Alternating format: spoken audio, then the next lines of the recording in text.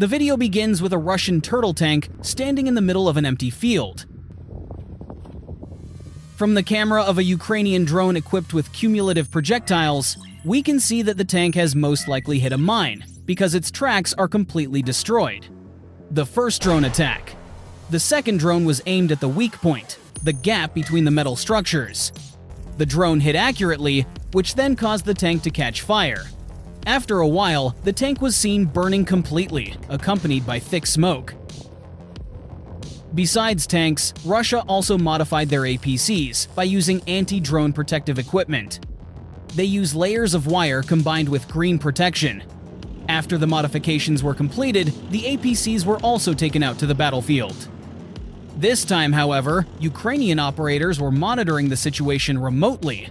Here, the APC leading the convoy can be seen turning around for unclear reasons.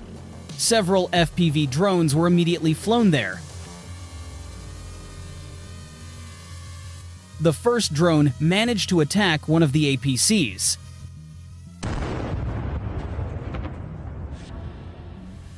The second drone looked for the APC's weak point, namely its front, which was left open from protective equipment. This resulted in the APC being successfully disabled. Maybe because the ammunition it was carrying was too much, the fire immediately came out and burned the APC without a trace.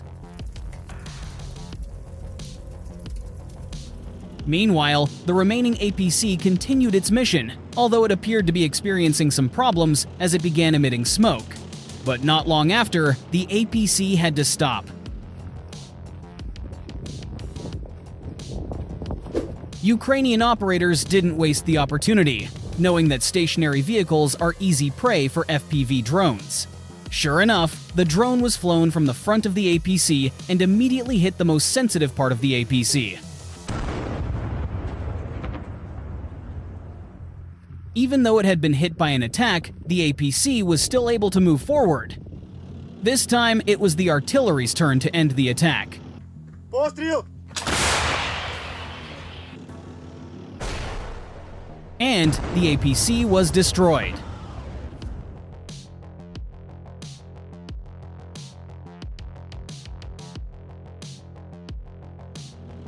This tank was tasked with attacking Ukrainian positions. The tank was met with Ukrainian fire, one accurate shot forcing it to an immediate stop. Then, when it stopped, a drone attacked it again. The drone flew into a hole opened in the rear of the tank beneath its metal armor. The second drone ended the attack, causing the tank to catch fire. By the way, give a like to the drone operator for his skills. You might have a logical question. Why do the Russians build such complex structures around their tanks? Here's an example of good protection made of thick, sturdy sheet metal. The front has weak openings, but the rear is completely sealed. However, this is rarely seen on the battlefield. Photos circulating on social media often show other types of armor. For example, it's made of metal mesh on a thin frame, sheet metal attached to the tank, and some are even made of wood. New footage shows Russian forces continuing their assault on frontline positions, also using tanks equipped with robust metal armor. Ukraine's 79th Separate Air Assault Brigade, operating in eastern Ukraine, has released a video showing what it describes as a Russian attack involving 17 vehicles on Kyiv forces in a village in the Donetsk region. A dramatic video released by Ukraine shows a series of Russian turtle tanks destroyed in the devastating attack as troops fight off the renewed assault. The video shows at least one Russian tank encased in a metal cage, which cannot withstand targeted fire. While the latest wave of Russian attacks has involved powerful tanks equipped with robust metal armor, these have been of no help in countering Ukrainian precision strikes. Footage circulating online in recent weeks shows Russia using shell-like metal structures around its tanks in an attempt to protect the vehicles from Ukrainian kamikaze drone attacks along the front line. Ukraine is using a large number of low-cost FPV drones to target Russian armored vehicles and tanks.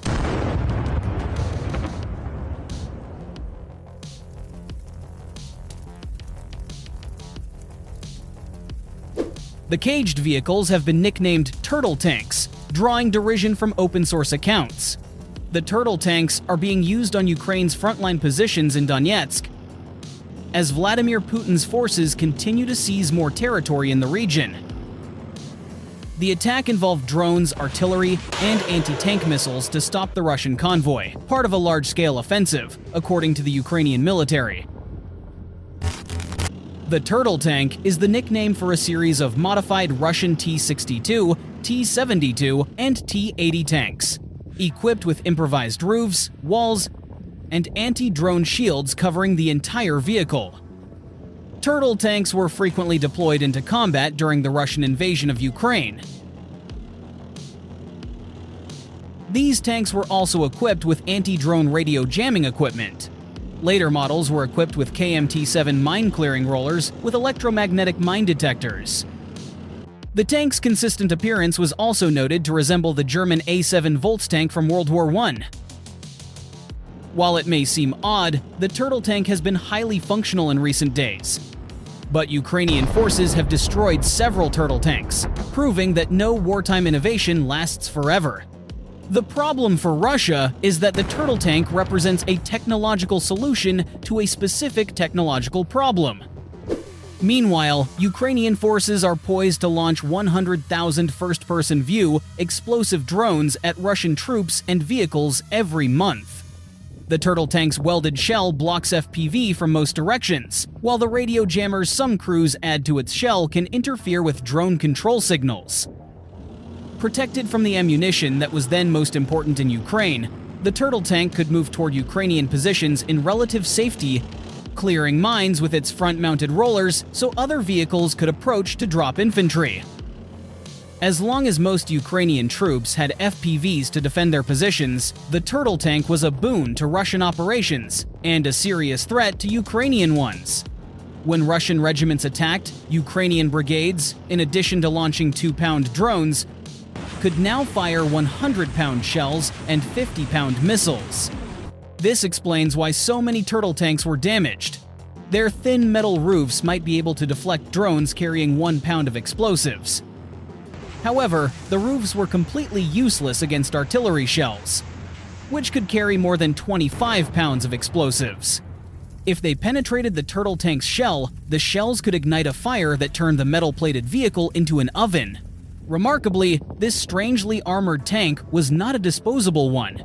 It sparked a vehicle trend among Russian soldiers in Ukraine as more and more Russian crews began to realize that the strange homemade armor might be useful. The problem is that armor can only be used against one specific Ukrainian ammunition, and Ukraine will soon be adding ammunition that its own tanks may not be able to defeat. The Turtle tank's main weaknesses are poor visibility and mobility, as well as its non-rotating turret, although it has been reported to function well as a demining vehicle during armored attacks. It has also been reported that the tank can be damaged by mines and artillery.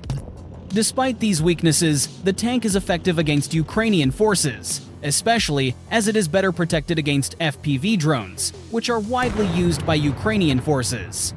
Since the first sighting, footage of damaged Turtle tanks has emerged.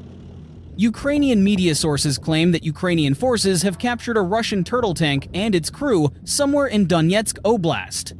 The tank appears to be a T-62 meters tank with its ammunition removed and its turret installed in its place.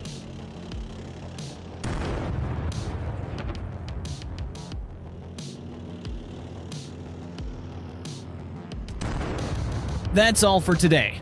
Thank you for watching this video all the way to the end. Please continue to support our channel. This is going to be interesting.